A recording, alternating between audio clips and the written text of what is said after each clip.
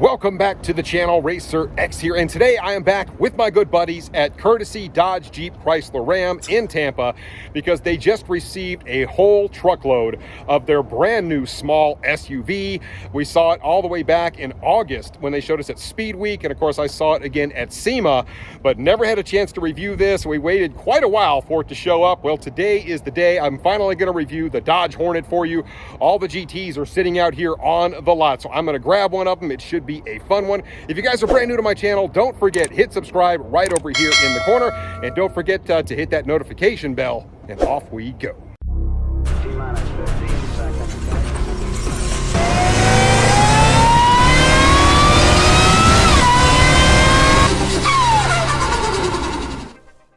Today's video is being sponsored by my friends at CarLock, and the truth is, vehicle theft is completely out of control right now. In the US alone, a vehicle is stolen every 31 seconds. And if you drive a high-end Mopar, like a Hellcat or a Scat Pack, your vehicle is 12 times more likely to be stolen than a normal car. Well, CarLock offers a little peace of mind, and it's pretty easy to use. You simply take the device, you plug it into your vehicle's OBD port, download their app, and you are off and running. And they have additional ways to conceal this. They have an extender to kind of hide it up under the dash, or you can get a power adapter and connect it directly to your vehicle's battery. And it does a lot more than just keep your vehicle's location. It actually will send alerts to your phone. For example, if the device is tampered with or it senses vibration, it sends an alert to your phone. Also, when your engine is started, it lets you know via a notification.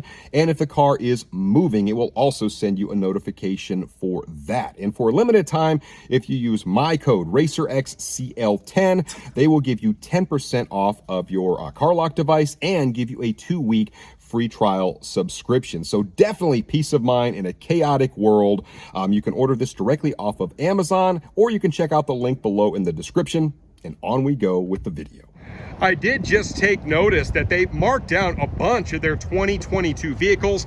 As we know, the 2023s, they're showing up, and the 2022s have to go. So we've got like Rubicons, we've got Jeeps here. They've even got this beautiful Scat Pack down here.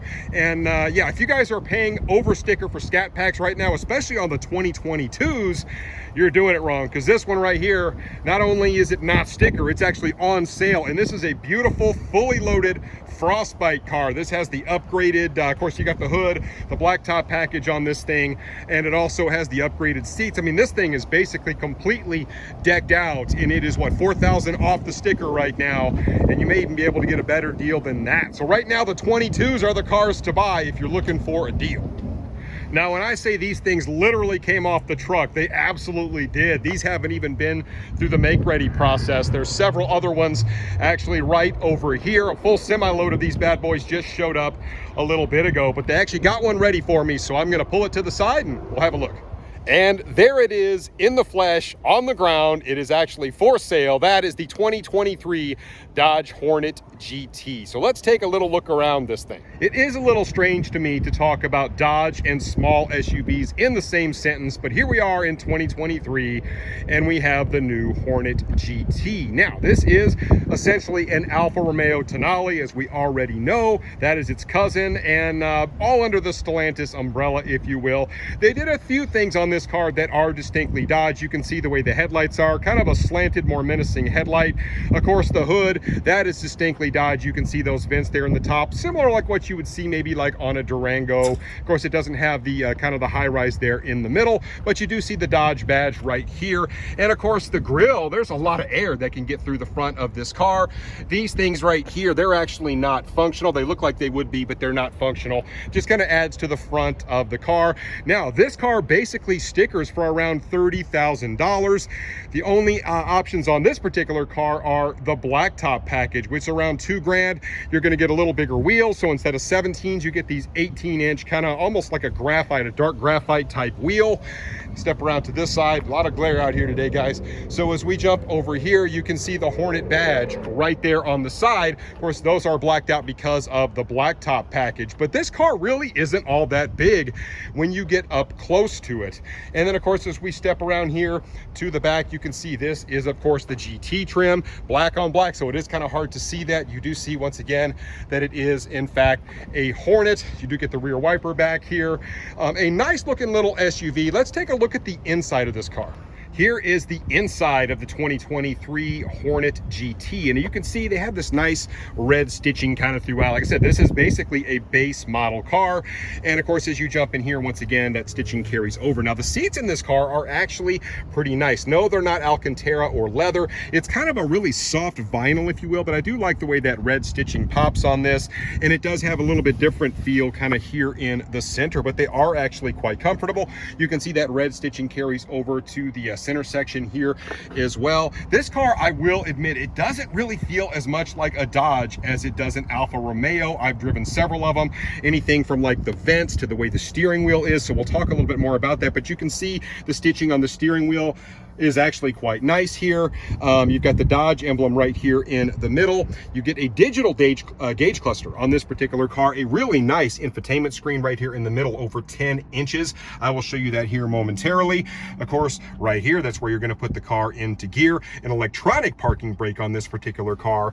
And of course, the way this dash kind of carries over is a little bit different. Once again, there you can see the vents quite a bit different, but everything else basically where you would expect. Now, the back seats in this car are actually really not all that big. I mean, it is pretty much a small SUV. They say it seats 5, but as you can see, there's not a ton of room between the front and the back seats in this particular car. And when you open this particular car, you can see you've got this little cover here for your luggage area. A really nice area for your luggage, so to speak. You wouldn't be able to put golf clubs or anything like that in the back of this car unless you were to fold these seats down. You do get a 60-40 split here, but if you fold the seats down, you do get quite a bit of area. Now, this particular one, you don't get like the auto close or anything like that. You actually have to close this manually. That's just part of this base level trim, but a usable space in the back of the Hornet. One other quick thing before I forget, yes, this is in fact a base car, so no power on the seats. So when you look at this, you actually have a way by cranking it up and down right here. This will raise and lower the seat. Of course, this is for your seat back actually to position it forward and back. And then of course, if you want to slide it back and forth, there is your bar right down there below. So no power on this particular trim. Here is the engine in the 2023 Dodge Hornet GT. This is a 2-liter turbo, no mistaking the fact that it is a turbo. Of course, you can see the turbo right here. A very neat and clean engine bay, 268 horsepower, 295 pound-feet of torque, which is pretty typical out of these turbo engines nowadays. They do make a lot of torque and they are very capable. Of course, we know this is the 4-cylinder Hurricane engine. They have a 6-cylinder Hurricane engine that we will start seeing in most likely in some of the other Dodges here coming up very soon. You can see the battery, of course, right in the front. We're used to seeing a lot of the Mopars with the batteries in the back for weight distribution, especially the big Hemis. But of course, this is a pretty light engine in this with a very substantial amount of torque. So we'll see how it drives. Here is the seating position in the 2023 Dodge Hornet GT, and it is quite a nice place to sit, although distinctly different from any other Mopar that I have been in previously. As I mentioned, this is basically an Alfa Romeo Tonale, and it does feel like it when you sit in it. The steering wheel definitely has a very European feel to it. As you can see, it's got the thicker stitching on it. You put this car in sport mode up here on the steering wheel. Like I said, that a lot of times is a European thing. Of course, you do have the Dodge emblem here in the middle as opposed to an Alfa Romeo. But you get a nice digital gauge cluster in this particular car standard, as well as this beautiful digital display up here on your infotainment screen. And it's quite nice. I mean, it looks like it's got a lot of definition to it. Your vents, once again, very different. You open and close them like this. And of course, you can move them this way as well. Over on the side, it is no different. You kind of get this ledge that runs across the front of the car. Your push button start right down here. Dual climate control standard on this, which you can see right across here. You do get a 12-volt right here, as well as USB. A nice little storage area. That is not actually a functional charger. At first, I thought it was. Right here, you're going to put your car in gear, as you would expect, Sportronic shifting. And then, of course, right here, volume up and down with an electronic parking brake. You do get a little center section here, although it is quite small. I'll show you that just briefly. And then, of course, your seats, as I showed you before, they are quite nice. It's not super spacious in here, guys, but it is pretty pretty nice place to sit. You can see right there. Small rear view mirror in this particular car as well. But I don't have any crazy complaints about the interior of this, but just very, very different. Now, when you put the car in sport mode, you can see something interesting kind of happens right across here. It definitely lets you know that you are in sport mode. So let's take this thing down the road.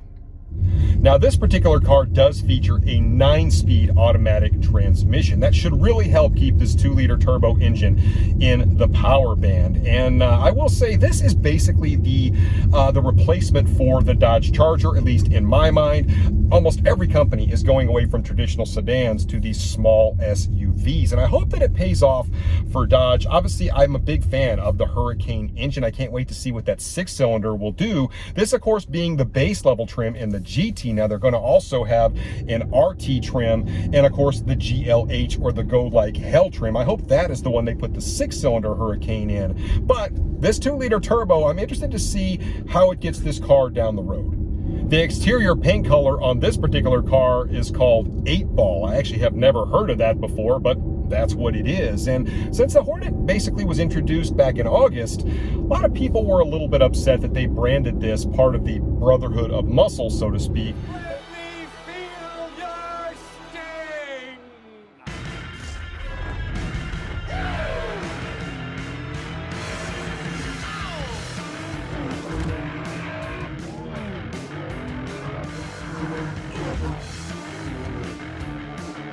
Taking the country by swarm. The all-new Dodge Hornet. And I guess you could sort of say the same thing about the current Durango. However, they gave us the Durango in an SRT 392 and a Hellcat. And I feel like there's something pretty darn cool about that. So I really hope when like the GLH comes out that it is at least the Hurricane Inline 6, makes over 500 horsepower, and that it really is a punchy, fun car to drive. Now, this particular car, 2-liter turbo, it's not going to overwhelm you with its power. Now, almost 300 pound-feet of torque, that's nothing to sneeze at. And as I roll down here, I am in sport mode. I just want to kind of just roll into the throttle a little bit.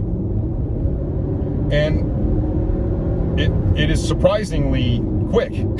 I was not expecting this to be quick, but it is. That little turbo gets down and there's no lag with this Hurricane 4-cylinder. So that really does kind of surprise me just a little bit. It is quite snappy and responsive.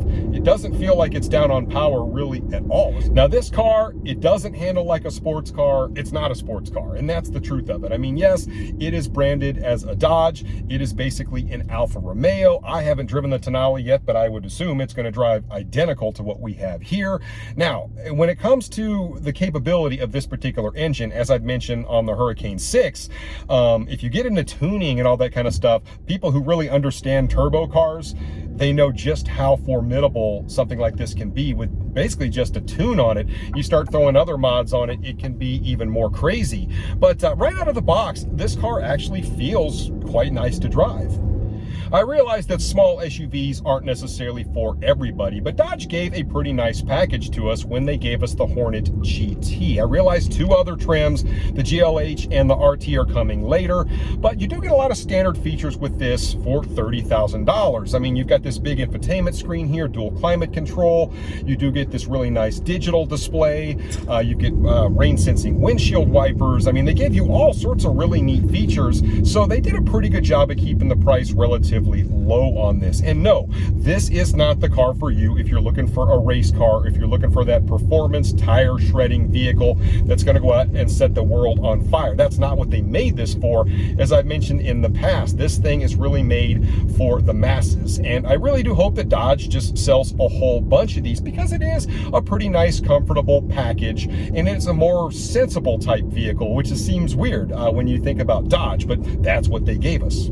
Now, I didn't talk about it a whole lot, but the blacktop package, $2,000, you basically get the slightly larger wheels, you get the darker wheels, so the 18-inch tires, you get the black badges all the way around, which on a black car, I don't know, they kind of blend in, but I guess if this car was a different color, it would look pretty darn cool, because I do like the black badges on this, just maybe not necessarily on an all-black car. But you do get a couple of goodies with that $2,000 package. Most of it's going to go into the wheels. Now, I know this might be pretty difficult for some people to hear. I love Chargers. I love Challengers. If you were to put the Hornet GT up against the current GT Charger or Challenger and race the two, I can just about guarantee you this thing's going to come out on top 9 out of 10 times. This is just the faster car. I know it's weird to say that about a 4-cylinder, but this turbo really does come alive very quickly. Matter of fact, I can just sit here and just lay into it with no lag at all. There it goes. And it just absolutely gets down. I'm really surprised that this car only has 268 horsepower, but that's kind of what happens with a lot of these turbo engines. I had a Kia Optima that had a 2-liter turbo in it, basically the exact same amount of horsepower and torque as this, and it felt the same way. It was actually considerably faster feeling than the horsepower number that they said that it made. So I will say, Dodge did a pretty good job with this Hurricane 4. The handling on this car actually feels quite nimble for a small SUV. It actually impresses me. Steering feel is very light in this. And yeah, I mean, there's really not a whole lot of body roll with it either. So I feel like this thing will be a very competitive car in the segment. Now, will it appease the enthusiasts out there, right? The core Dodge group, the guys that love the Demons and the Hellcats and all that kind of stuff? Absolutely not. I mean, that's not what this car is, as I mentioned. But I really do feel like, as Tim said, it will put a lot of butts in seats. And when people get out and they start driving this car, they'll realize for 30 grand or slightly more, like what this car is, you can get a pretty nice car. It's a nice package on this. And if you're looking for a daily, this one would definitely be one that you would want to look at. So what do I not like about the Hornet? I'm just trying to nitpick at it a little bit. Yeah, I wish it had power, but of course that will be an option on the Hornet, so you can't really say a whole lot about that.